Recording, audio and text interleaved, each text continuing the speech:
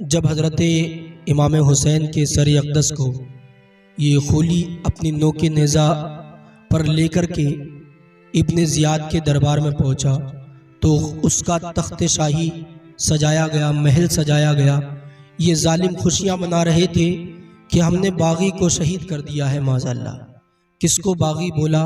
भूल गए कि ये बागी नहीं, नबी का वो नवासा है जिसके लिए हुजूर ने फरमाया था अल हुसैन मिन्नी व आना मिनल हुसैन।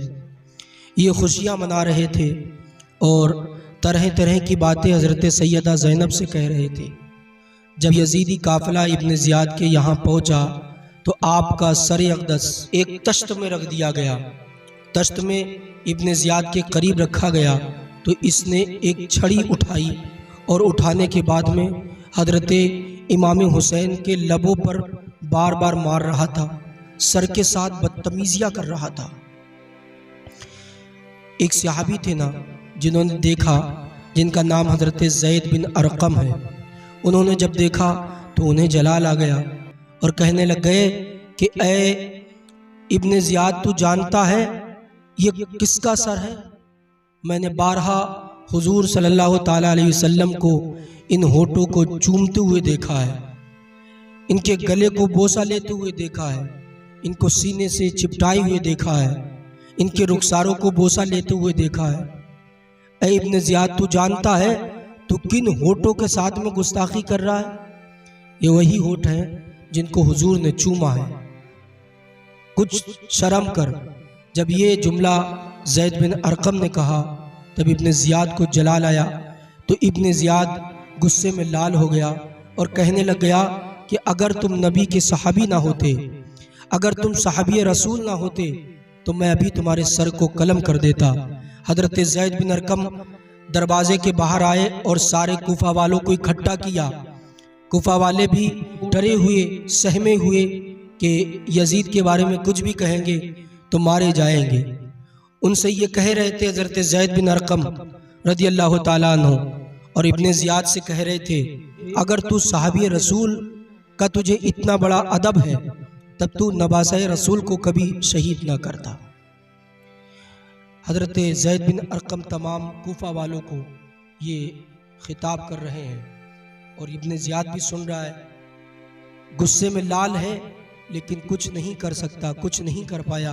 कुछ मसलिहत रही होगी, वरना वो तो यजीदी था जो भी हज़रत इमाम हुसैन की सपोर्ट भी कर रहा था तो उसको भी शहीद कर दिया जा रहा था।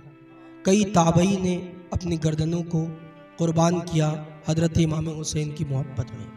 मेरे दोस्त, करबला में जो जुल्म हुआ उस जुल्म की दास्तान ना तो कोई मौर्रिख तारीख़ बयान कर सकता है, ना कोई मुसन्निफ़ तसनीफ़ कर सकता है, ना कोई मुसव्विर तस्वीर बना सकता है। उसको किसी भी साँचे में नहीं ढाला जा सकता, इसलिए कि दर्द का एहसास जिसके दर्द हो वही समझ सकता है। उसको लफ्ज़ों में कोई बयान नहीं कर सकता। जिस पर बीते वही जाने, वो करबला वाले जाने जब उन्होंने छोटे से नन्हे मासूम अली असगर के गले से तीर पार होते हुए देखा। वो करबला वाले जाने जब हज़रत इमाम हुसैन ने अपने 18 साला बेटे का सर अपनी गोद में रखा हो, किस वक्त जब उनकी रूह कफ़से उनसरी से परवाज़ हो रही है। ये करबला वाले जाने कि सैयदा ज़ैनब प्यास से तड़पती रही, सैयदा सकीना प्यास से तड़पती रही, तो उस दर्द को बयान तो कोई नहीं कर सकता।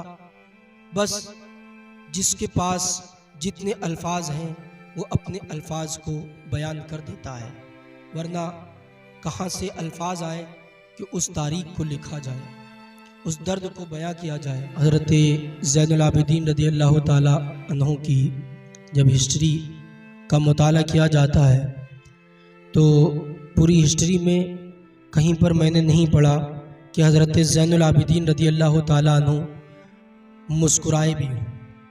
हज़रत ज़ैनुल आबिदीन रज़ी अल्लाह ताला अन्हु हमेशा गमगीन रहा करते थे। जब भी ठंडा पानी आपके पास हाजिर किया जाता था आप ज़ारो कतार रोने लग जाते थे। पूछा जाता क्यों? कब मैंने अली असगर को प्यास की वजह से, इस पानी की वजह से तड़पते हुए देखा है। सैयदा सकीना को इस प्यास की वजह से तड़पते हुए देखा है। जब जब ठंडा पानी आपके पास हाजिर किया जाता, आप रोने लग जाते थे और कभी कभी रात में उठ कर के वीरानों में चले जाया करते थे और अपने बाबा जान को याद करते थे। क्यों ना याद किया जाए यार, जिस बीमारे करबला ने करबला के सारे मंजर को अपनी आंखों से मुलाहिजा किया हो, सारे मंजर को देखा हो कि किस तरह हजरत अली असगर के गले से तीर पार हुआ, किस तरह मेरे वालिद हजरत इमाम हुसैन के सर को कलम किया गया, किस तरह हजरत अब्बास के दोनों बाजू काट लिए गए, किस तरह हजरत कासिम की जबानी लुटी, किस तरह हजरत अली अकबर ने इमाम हुसैन की गोद में सर रख कर के अपनी रूह कफ़स उनसरी से परवाज होते वक्त अपने वालिद के गोद में अपने सर को रखा हो। कोई क्या बयान कर सकता है। और क्यों ना वो रोए जिन्होंने ऐसा ये मंजर देखा हो कि उनकी बहन हजरत सकीना रदी अल्लाह ताला अन्हा प्यासी रही हूँ, और जब वाक़े करबला हो गया तब आपको तीन लोगों को नंगे ऊंट की पीठ पर बैठाया गया और इस तरह जंजीरों से जकड़ दिया गया कि आप हरकत भी न कर पाए। और फिर जब ये काफिला चला, किस तरह आपके लिए बदतमीजी वाले अल्फाज इस्तेमाल किए गए हों। जब आपके सामने आपके वालिद का सर नोके नेज़ा पर आगे आगे हो और आपका काफिला, आपका ऊंट पीछे पीछे चल रहा हो। एक दिन बहुत ज़्यादा रो रहे तो सैयदा ज़ैनब आई और कहने लग गई, ऐ बीमारे करबला, ऐ मेरे बेटे, क्यों आप रोते हो?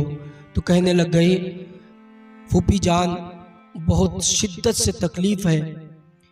तकलीफ़ इस बात की है कि अब मेरे बाबा का सर तन से जुदा तो हो चुका है, लेकिन मेरी ख्वाहिश ये है कि एक मर्तबा मेरी गोद में इमाम हुसैन का सर ला कर के, मेरे वालिद का सर ला कर के रख दिया जाए ताकि मैं उसको सीने से लगा लूं और बोसा कर लूं। जब इब्ने ज़ियाद ने ये सुना तो कहने लग गया मलाऊन कि सर में क्या, तुम्हारे कदमों में डाल दूंगा, लेकिन बस तुम यजीद की बैत का इकरार कर लो। हज़रत ज़ैनुल आबिदीन ने भी वही जवाब दिया जो उनके वालिद हज़रत इमाम हुसैन ने दिया कि ये हाथ मुस्तफ़ा जान रहमत के हाथ में दे चुके हैं, ये हाथ अब किसी फासिक व फाजिर जालिम बादशाह के हाथ में नहीं जा सकता। अंजाम जो भी हो, इससे ज़्यादा क्या हो सकता है कि मेरे भाई को मेरी नज़रों के सामने कुर्बान कर दिया गया हो, मेरे वालिद का सर तन से जुदा कर दिया गया हो, इससे ज़्यादा और क्या हो सकता है। मेरी भी जान हाजिर है, ले लो। मुहम्मदुर रसूलुल्लाह सल्लल्लाहु ताला अलैहि वसल्लम के दीन के लिए मैं वो भी कुर्बान करने के लिए तैयार हूँ।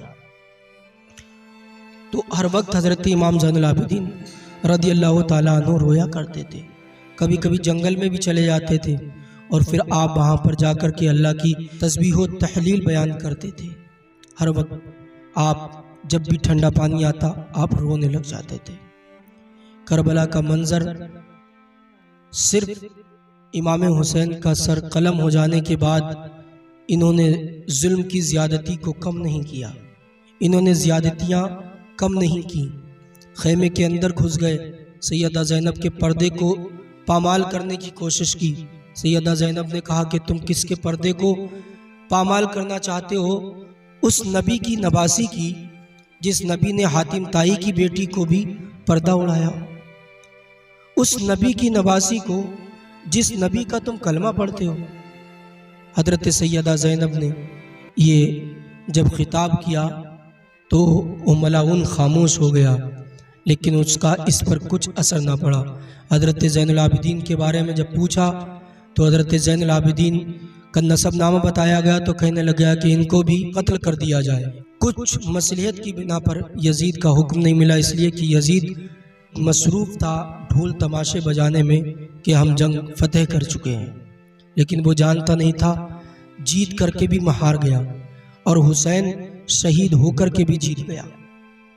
वो भूल बैठा था कि मैंने जो जंग की है वो किसी और से नहीं, नबी के नवासे नबी के लाल से की है। तो मेरे दोस्त, करबला वालों की तारीख किस तरह कोई बयान कर सकता है?